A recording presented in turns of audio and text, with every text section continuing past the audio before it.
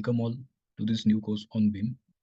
We will start the discussion with the introductory part, under which we will cover few concepts related to BIM before actually proceeding with the software training part. So let's begin. The first question that may come in the mind of a student or a user is that what is BIM? To brief it out in simpler terms, BIM has its own three driving pillars, that is B, I, and M in the name itself. The B stands for building, the I stands for information, and M stands for modeling. These all can be used in documentation part with the help of a software and can be used for its own application in the AEC industry. To make it simpler, BIM is actually a concept or a digital platform and it's not a software. Many people confuse uh, BIM as a software, but it's not true. Moving ahead, we can take example of the product data and product geometry. Clubbing these two things together under a digital platform results in the formation of a BIM model. For example, we can take a wall.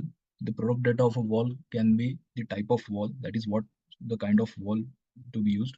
Maybe it's a masonry wall, CMU wall, etc.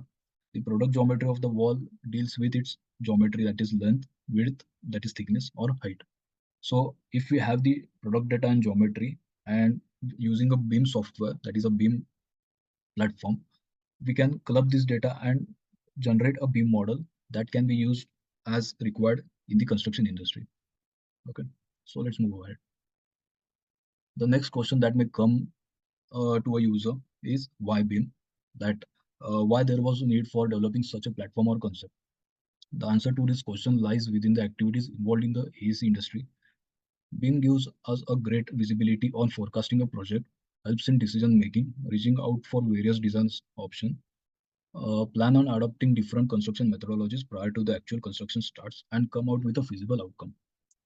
BIM helps us in clash detection before the commencement of a project. Like there are multidisciplinary elements involved in a construction project dealing with mechanical, electrical, plumbing, architectural, structural, likewise.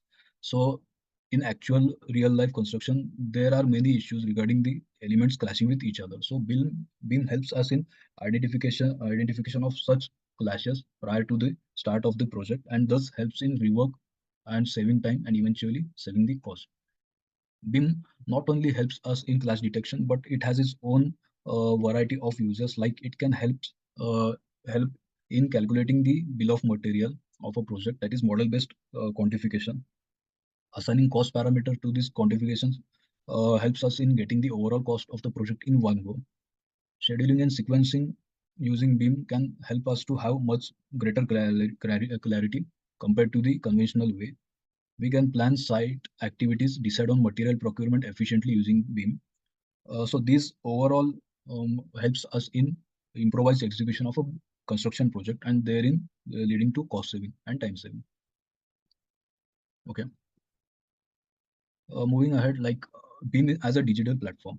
BIM serves as a common platform for all the professionals involved in the project. Likewise, I have said it earlier before.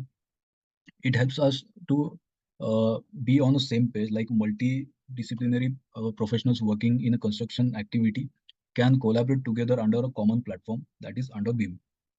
Like you can see here in traditional system, the transfer of information was connected on one-to-one basis. Like the transfer of information or issues was much constrained and was dependent on the departments concerned. So there was a chance of loss of information or information not being conveyed correctly. So to overcome this issue, BIM uh, provides us a common platform wherein every single entity involved in the construction activity can have access to the issue, can discuss efficiently over that issue, and have and come out with a effective solution without hampering the overall project, thus making the decision making easier and more efficient, and thus result in saving of time. And this also helps us in avoid the loss of data and therein speed up the construction activity. That's all in this module. We'll conclude this lecture. See you in the next video.